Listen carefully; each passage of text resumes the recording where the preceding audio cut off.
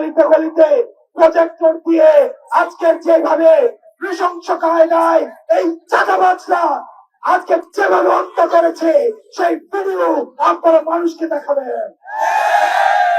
আমরা টিভিতে, সিনেমাতে, পত্রিকায় আমরা দেখেছি লগি বৈঠার ঘটনা।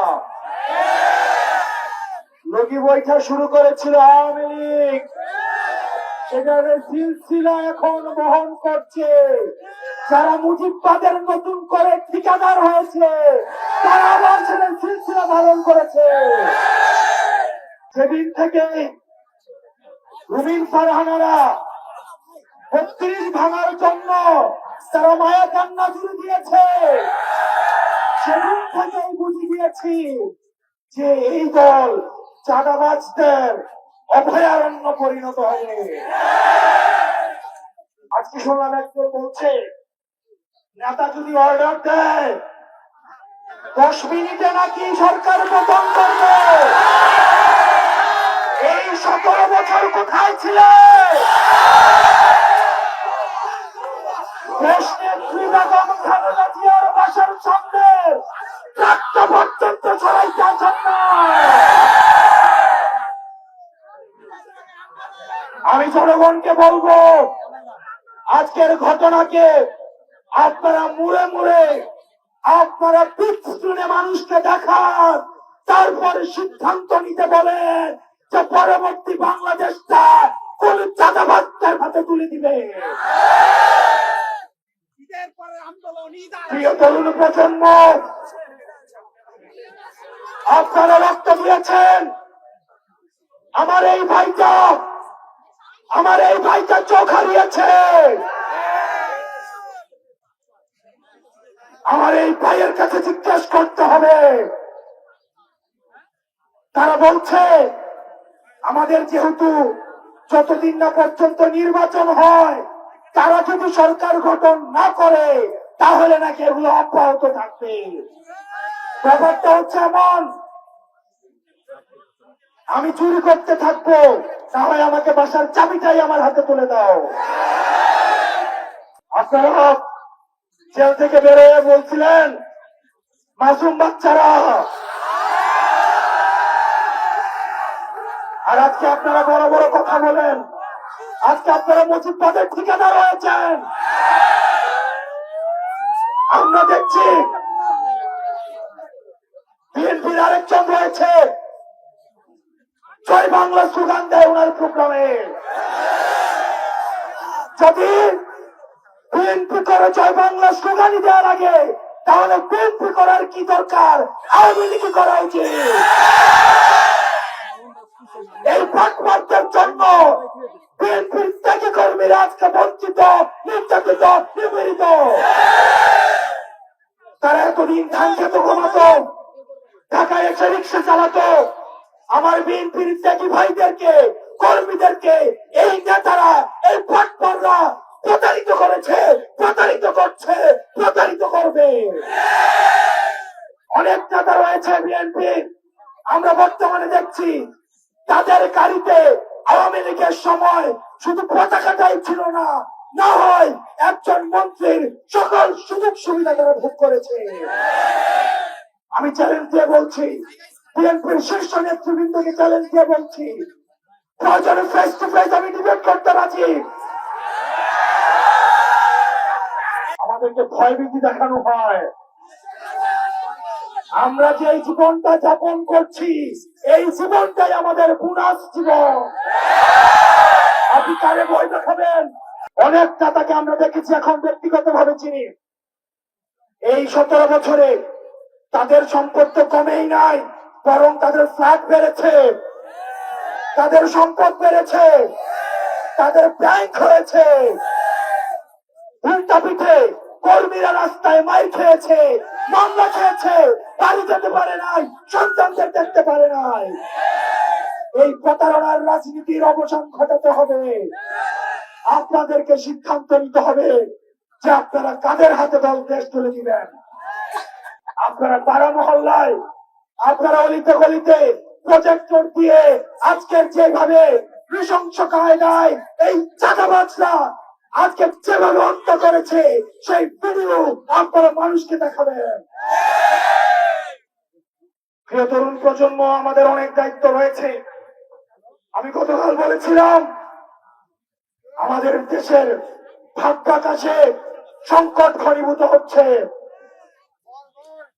এই সংস্কার পিছিয়ে দিয়ে আমরা দেখেছি তারা আওয়ামী লীগ নিষিদ্ধেও তারা বেজার হয়েছে। তারা সংস্কার চায় না, তারা বিচার চায় না, তারা আওয়ামী লীগ নিষিদ্ধও চায় না।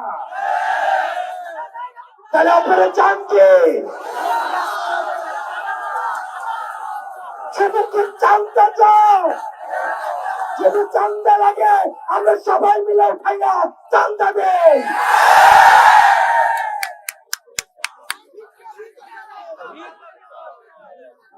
বিএনপি নেতৃবৃন্দকে বলবো, আমি সম্মান রেখে বলবো, আপনাদের অনেক রাজনীতিবিদের বয়স আমার বয়সের আরো 3 গুণ। আমি আপনাদেরকে বিনয়ের সাথে আমরা অনুরোধ করব, আপনার এই তরুণ প্রজন্মকে বুঝুন। আওয়ামী নেতৃবৃন্দ, আওয়ামী লীগের চ্যাপ্টার ক্লোজ হয়েছে, কারণ তারা আমাদেরকে বুঝে নাই। এই তরুণ প্রজন্মের ভাষা বুঝে নাই। জনাব তারেক রহমানকে বলবো, যদি আপনি 80 বছর মানুষের দৃষ্টিতে বাংলাদেশকে দেখেন তাহলে আপনি ভুল করছেন। আপনার দলের তরুণরাও আপনার দলে বঞ্চিত। আপনার দলের তরুণদেরকেও কথা বলতে জায়গা দেওয়া হয় না। তারা আমাদের কাছে আসে, বলে তোমরা এগুলো নিয়ে কথা বলো।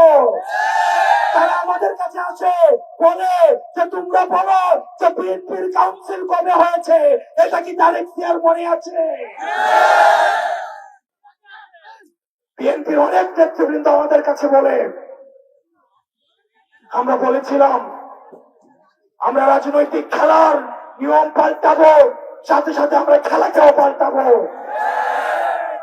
এই জেনজিকে আপনারা চিনেন না এখনো। এই জেনজিকে টাকা দিয়ে কিনা যায় না।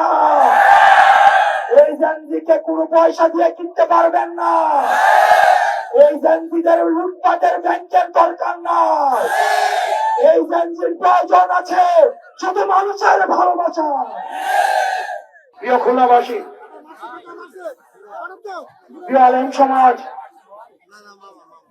আপনারা আপনাদের নির্যাতনের কথা ভুলে যান না।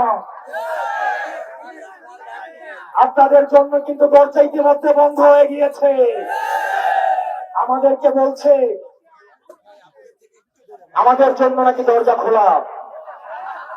আমরা বিএনপির অনেকের দরজা খুলে দিয়ে জেল থেকে বের করে নিয়ে এসেছি। আমাদের জন্য কারো দরজা খোলার দরকার নাই।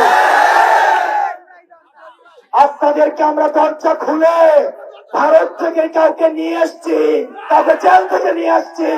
আপনারা এখন আমাদের জন্য দরজা জানালা খোলার দরকার নাই।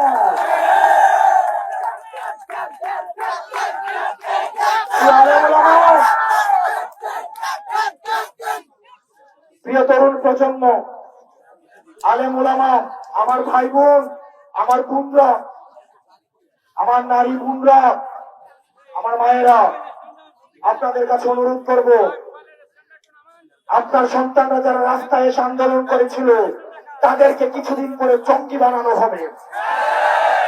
তাদেরকে কিছুদিন পর সন্ত্রাস বানানো হবে।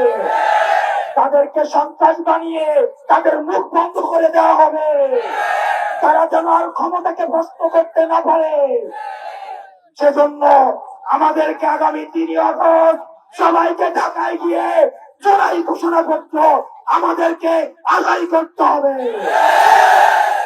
4 কোটি মা বোনরা, 4 কোটি মা বোন, আপনারা কি চান আপনাদের সন্তানদেরকে কিছুদিন পর জঙ্গি তৎপরতা দিয়ে রাষ্ট্রদ্রোহ মামলায় ফাঁসিতে ঝুলিয়ে হত্যা করা হোক? আমরা চাই এই খুনি হাসিনার বিচার হোক। আপনারা ভালো থাকবেন, আপনারা দীর্ঘ যুদ্ধের প্রস্তুতি নিন। আমরা ইলেকশন কমিশনকে আমরা বলবো, আপনারা হুদার ইতিহাস মনে রাখুন, আপনারা হুদার গুরুর হুদার ইতিহাস মনে রাখুন। অনেককে বলবো আপনারা গণভবনের ইতিহাস মনে রাখুন।